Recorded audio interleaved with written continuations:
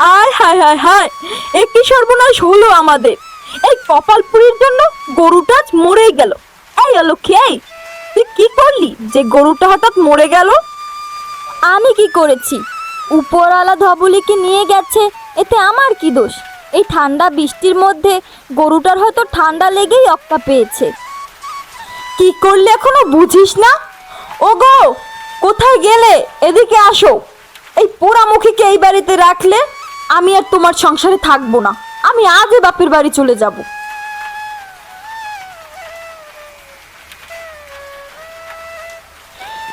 এই হয়েছেটা কি?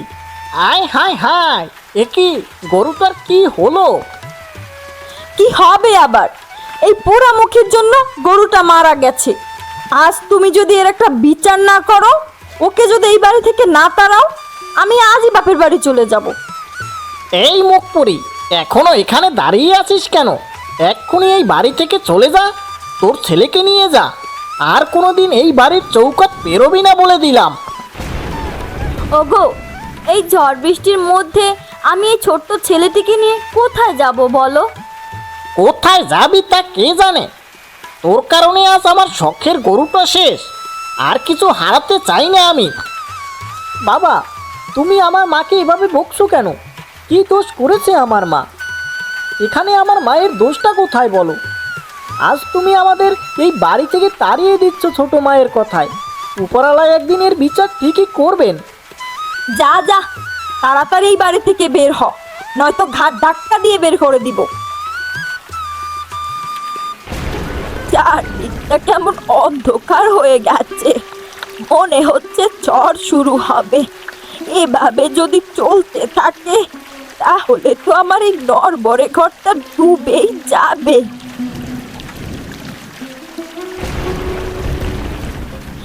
আয় হায় হায় হায়, এ কি সর্বনাশ হলো আমার! ঘরটা যে আমার ভেঙেই গেল। এখন কোথায় থাকবো আমি? কোথায় যাবো এই ঝড়ের মধ্যে?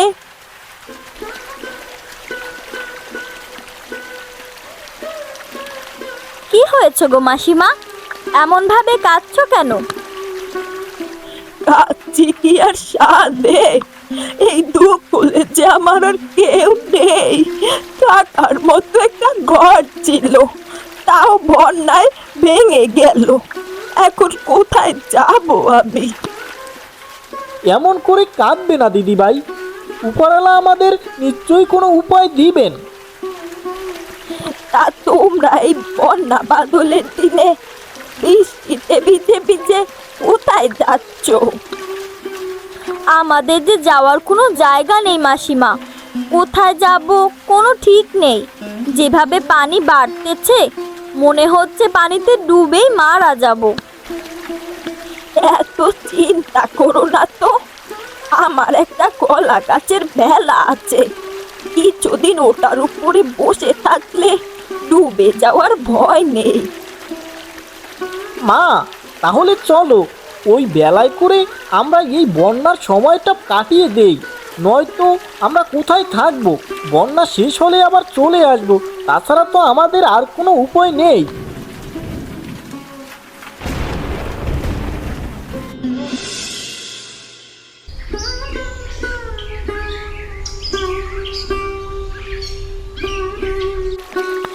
আমার যে আর সহ্য হচ্ছে না রে বাচ্চা। শরীরটা কেমন জানি ঠান্ডায় অবশ হয়ে আসছে। কোথাও তো কোনো কুল কিনারা ঠেকছে নেই। এরাম তো পুরো পানিতে ডুবে গেছে। আমার যে আর হাতটা চলছে না, বেলা বাইতে বাইতে হাত পুরো ব্যথা হয়ে গেছে। একটু জিরিয়ে নিতে পারলে হয়তো ভালো হতো। গোপাল, ওই যে একটা বড় গাছ দেখা যাচ্ছে, চল রে ওইখানটায় যাই। ওই গাছটার নিচে কিছুক্ষণ জিরিয়ে নেই। হ্যাঁ রে গোপাল, ওই গাছটার নিচেই চল। গাছের নিচে থাকলে বৃষ্টিটাও একটু কম লাগবে গায়ে। গাছটা কি বড়! আমার ইচ্ছে করছে এই গাছটায় আমরা একটা ঘর বানিয়ে থাকি। কি বলছিস রে বোকা ছেলে? গাছের ঢালে কি আর ঘর বানানো যায়? যাবে না কেন? এই গাছের ডালে আমরা শাপলা ফুল দিয়ে একটা দোতলা বাড়ি বানাবো। আমি শাপলা ফুল দিয়ে খুব ভালো বাড়ি বানাতে পারি। আহা হা হা, তাহলে তো আর কথাই নেই। আজই আমরা শাপলা ফুল দিয়ে বাড়িটা তৈরি করে ফেলবো। চারিপাশে তো অনেক শাপলা ফুল ফুটে আছে। শুধু শুধু সময় নষ্ট করে লাভ নেই। এই বন্যার ভেতরে কি আর শাপলা ফুলের ঘর টিকবে, যেখানে বড় বড় দালানি ভেঙে যাচ্ছে? তুই এত চিন্তা করিস নে বোকা মেয়ে। গাছের ডালে ঘর বানালে ঠিকই ঘরটা টিকবে, পানিতে ডুবে যাওয়ারও কোনো সম্ভাবনা থাকবে না। মা, তুমি এত কথা না বলে আমাদের সাথে একটু কাজ করবে চলো। দেখো, এমনিতেও তো কোথায় যাওয়ার মতো ঠাঁই নেই আমাদের, তাই এই চেষ্টাটা করেই দেখি। যদি গড়টা ভালো হয় তাহলে তো ভালোই।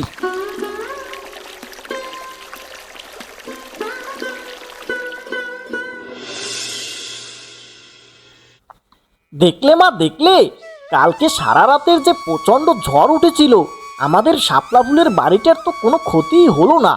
বেশ মজবুত হয়েছে আমাদের ঘরটা। আসলে ঘরটা অনেক মজবুত হয়েছে। যেমনটা ভেবেছিলাম তেমন হয়নি, সবই হয়েছে এই মাসিমার জন্য। হ্যাঁ মা, তুমি ঠিক কথা বলেছো। মাসিমা ছাড়া আমরা এই ঘরটা তো কিছুতেই বানাতে পারতাম না। আমি তো গরিব মানুষ, এত কাজ করা আমার পক্ষে সম্ভব হতো না। তোরা ছিলি বলেই তো এত সুন্দর একটা ঘর আমরা বানাতে পারলাম। থাকার জায়গা তো হলো কোনো একভাবে, কিন্তু এভাবে না খেয়ে আর কতদিন? পেটে তো অনেক খিদা পেয়েছে। মা, আমি আশেপাশটা একটু ঘুরে দেখে আসি। তোমরা ততক্ষণে এখানে বসে গল্পগুজব করো। দেখি কোথাও গিয়ে যদি খাবার পাই তাহলে নিয়ে আসবো আর কি। যেখানে যাস তাড়াতাড়ি আসিস খোকা, বেশি দেরি করিস নে আবার।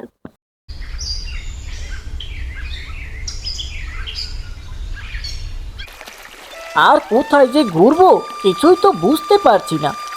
সবখানে শুধু পানি আর পানি। সামনে একটু এগিয়ে গিয়ে দেখি কাউকে পাচ্ছে কি না। যদি কোনো খাবার পাওয়া যায় তাহলে তো ক্ষুধাটা নিবারণ হবে আমাদের। ওই তো একটা লোক দেখা যাচ্ছে মনে হয়, ঘরের চালার উপরে দাঁড়িয়ে আছে। যাই, তার কাছে গিয়ে দেখি। ও বাচ্চা, তুমি এই বেলাটা নিয়ে কোথায় যাচ্ছ? এই তো কাকু, আশেপাশটা একটু ঘুরে দেখছিলাম বন্যায় কার কি অবস্থা হয়েছে, আর খাবারেরও সন্ধান করছিলাম। তা আপনার এই অবস্থা কেন? কি আর বলবো বলো, বন্যায় যে পুরো গ্রামটা ডুবে যাচ্ছে। আমি তো কোনো রকম ঘরের চালার উপরে দাঁড়িয়ে আছি, কিছু চাল আর ডাল দিয়ে। কোথাও যাওয়ার জায়গা যে আমার নেই। কাকু, আপনি আমার সাথে আসুন। আমরা একটা গাছের ডালে শাপলা ফুলের ঘর বানিয়েছি। সেখানে না হয় বন্যা শেষ হওয়া না পর্যন্ত আপনি সেখানেই থাকলেন। হ্যাঁ বাচ্চা, তাই চলো। আমার এখানে আর দাঁড়িয়ে থাকতে একদমই ইচ্ছে করছে না। পাটা যে ব্যথা হয়ে গেছে, এদিকে ঘরটাও যে ডুবে যাচ্ছে, কতক্ষণ টেকবে কে জানে।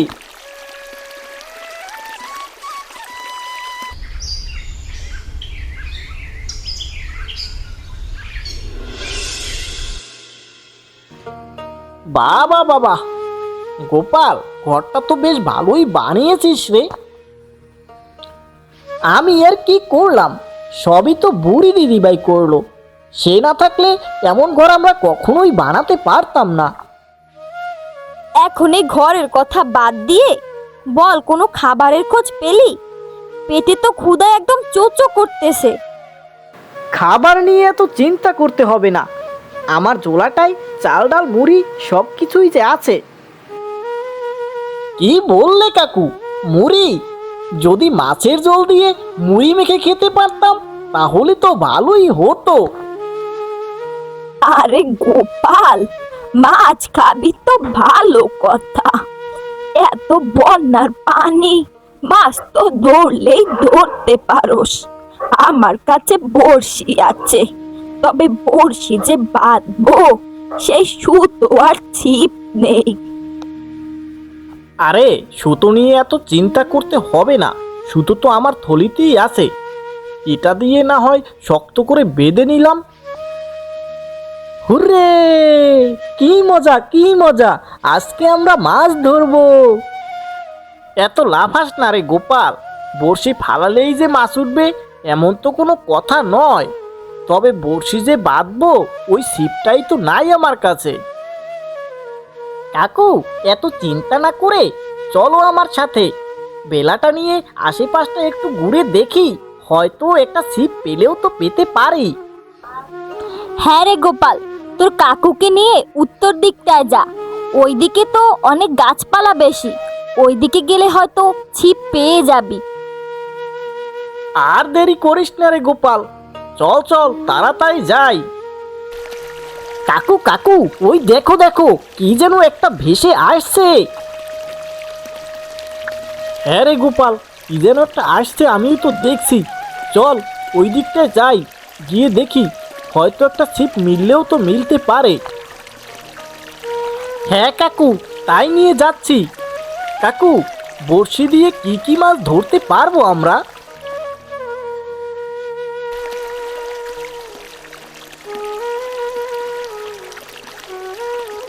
সে পরে বলবো রে, ছিপটা নিয়ে আগে ঘরে যাই, তারপরে বড়শিটা লাগিয়ে মাছ ধরতে আসবো।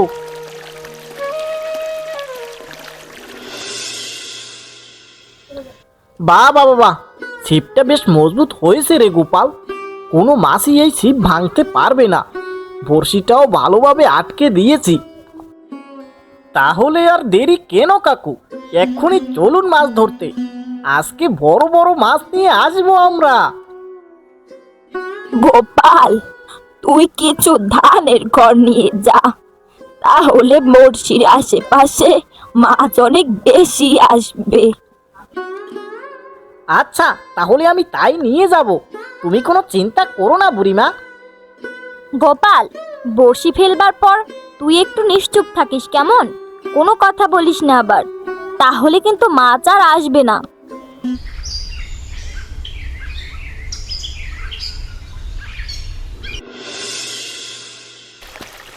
বাবা বাবা কাকু, কতগুলো মাছ পেয়েছি, এতগুলো মাছ, আহা, খেতে যে কি মজা হবে গো। খাবি রে গোপাল খাবি, এত কষ্ট করে মাছগুলো ধরেছি, তুই খাবি না তো কে খাবে? তাহলে তাড়াতাড়ি বাড়িতে চলো কাকু, আমার যে আর ধৈর্যে কুলোচ্ছে না। মাছের ঝোল দিয়ে মুড়ি মাখা, আহা, ভাবলেই জিভে জল চলে আসে। আর দেরি করিস না গোপাল, এক্ষুনি চল। আকাশে কেমন জানি ডাকছে, মনে হচ্ছে প্রচণ্ড বৃষ্টি শুরু হবে। আর দেরি না করে তাড়াতাড়ি বাড়িতে যাই, নয়তো বৃষ্টির কবলে পড়বো আমরা।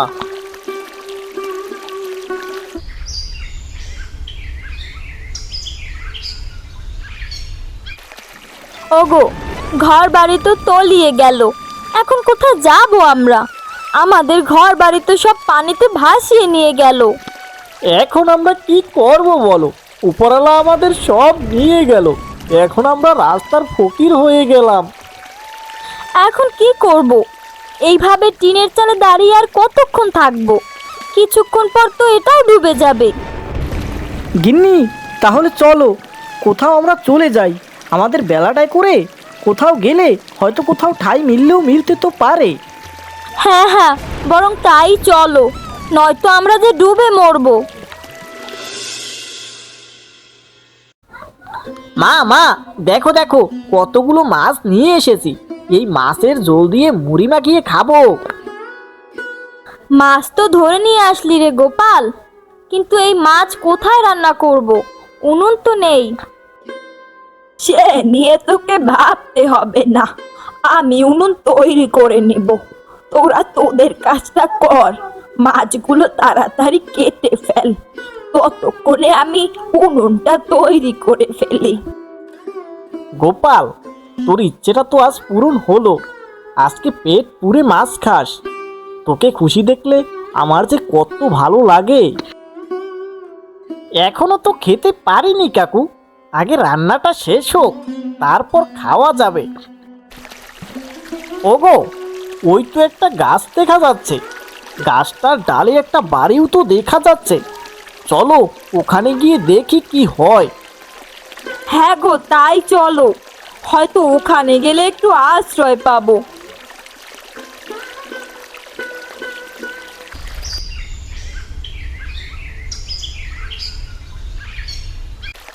কিরে পোড়ামুখী, তুই এইখানে? ওগো দেখো, পোড়ামুখী এইভাবে গাছের উপরে বাসা বেঁধেছে। হ্যাঁ আমি পোড়ামুখী, আমি ভালো না। আমি তো তাও থাকার মতো একটা জায়গা পেয়েছি, তোমরা তো তাও পাওনি, এখন ভেলায় ভেলায় ঘুরছো। তাতে তোর কি মুখ পুরি? তোর জন্যই তো আজ আমাদের এই দশা। তোর মতো মুখ পুরির সাথে আবারও দেখা হয়ে গেল। কি জানি এখন আমাদের সাথে আবার কি দুর্ঘটনা ঘটে। আমাকে ঘর থেকে বের করে দিয়েও তোর শান্তি হয়নি, এখন আবার এখানেও আসছিস জ্বালাতে। ওগো, এখান থেকে চলো তো, এখানে থাকলে আমাদের ভেলাটাও তো নষ্ট হয়ে যাবে। এর মুখ দেখলে আমাদের অমঙ্গলই বেশি হবে। তাড়াতাড়ি এখান থেকে চলো। আহ, বাঁচাও বাঁচাও, কে আছো বাঁচাও, আমরা যে ডুবে যাচ্ছি।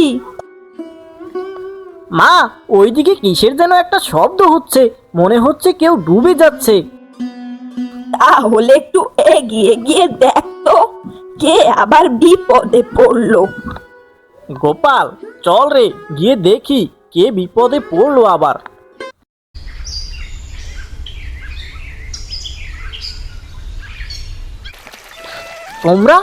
তোমরা এখানে কেন? তোমাদের বাড়িঘর কোথায়? যেই বাড়ি থেকে আমাদের তাড়িয়ে দিয়েছিলে সে বাড়ি আছে তো তোমাদের? গোপাল বাবা, তুই আমাদেরকে বাঁচা বাবা, আমাদের যে ঘর বাড়ি সব পানিতে ভাসিয়ে নিয়ে গেছে। আমরা যে তোদের সাথে বড় অন্যায় করেছি রে। আমি তোমাদের কখনোই ক্ষমা করতে পারবো না।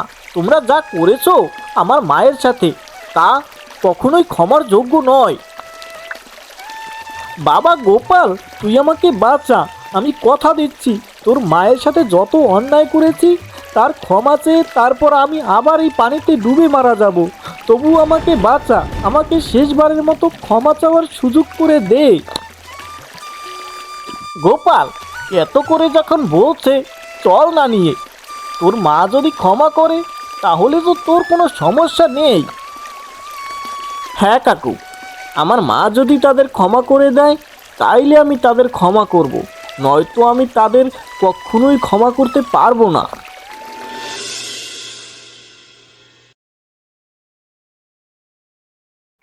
শাইলা, বোন আমার, তুই আমাকে ক্ষমা করে দে। আমি যে তোর সাথে অনেক খারাপ আচরণ করে ফেলেছি, আমি আমার ভুল বুঝতে পেরেছি। আমাকে শেষবারের মতো ক্ষমা করে দে। ওগো, তুমি আমাকে মাফ করে দাও, আমি যে বড্ড অন্যায় করে ফেলেছি। তুমি আমাকে ক্ষমা না করলে আমি মরে গিয়েও যে শান্তি পাবো না। উপরওয়ালা আমাকে কখনো ক্ষমা করবে না, তুমি আমাকে ক্ষমা করে দাও। রমেশ, তুই যে কাজটা করেছিস, এই কাজটা করতে কি তোর একবারও বিবেকে বাঁধলো না? কেমনে পারলি এই ছোট্ট শিশুটাকে সহ এই মহিলাকে ঝড় বৃষ্টির মধ্যে বাড়ি থেকে তাড়িয়ে দিতে? আমি জানি আমি যে কত বড় ভুল করে ফেলেছি, আমার যে কোনো ক্ষমা চাওয়ার মতো যোগ্যতাও নেই, তবুও ক্ষমা চাইছি। শায়লা যদি ক্ষমা না করে উপরওয়ালা আমাকে কখনো ক্ষমা করবে না। শায়লা, তোর কাছে ক্ষমা চাওয়ার মতো মুখ নেই আমাদের। ওগো, চলো আমরা এখান থেকে চলে যাই, এই বন্যার ভেতরে কোথাও গিয়ে মরে যাই। না, তোরা কোথাও যাবি না, বাঁচলে একসাথে বাঁচবো, মরলেও একসাথে মরবো। আমি তোদের ক্ষমা করে দিয়েছি, তোরা তোদের ভুল বুঝতে পেরেছিস, এটাই অনেক। আজ থেকে আমরা সবাই একসাথে থাকবো। হুররে, কি মজা কি মজা, আজ থেকে আমার বাবাও আমার সাথে থাকবে। সবাই বসো, আজকে আমরা সবাই মিলে মাছের ঝোল দিয়ে মুড়ি মেখে খাবো। বুড়িমা, রান্না কি হয়েছে নাকি? হ্যাঁ রে গোপাল, তোর মাছ রান্না করা শেষ, এখন শুধু মুড়ি দিয়ে খেলেই হবে। কি মজা কি মজা, আজকে সবাই মিলে মাছের ঝোল দিয়ে মুড়ি মেখে খাবো। এই বন্যার মধ্যে মুড়ি কোথায় পেলি, আর মাছই বা কোথায় পেলি? বাবা, কাকুর কাছে মুড়ি ছিল, আর বুড়িমায়ের বুদ্ধিতে এই ঝুলন্ত বাড়িটা তৈরি করতে পেরেছি। আর হ্যাঁ, বুড়িমা যদি বুদ্ধি না দিত তাহলে তো আর মাছ ধরতে পারতাম না, আর বুড়িমায়ের বুদ্ধিতেই আজকে রান্নাটাও হলো। কথাই আছে, 10-এর লাঠি 1-এর বোঝা। 10 জন একসাথে থাকলে যে পরিস্থিতি হোক সামলে নেওয়া যায়। দেশের এই বন্যার মাঝেও আমরা কেমন একটা সুন্দর পরিবেশ তৈরি করতে পেরেছি। কি সুন্দর একটা বাড়ি, থাকার মতো কোনো সমস্যাই নেই আমাদের। 10 জন একসাথে থাকলে কারো কোনো ক্ষতি হবে না।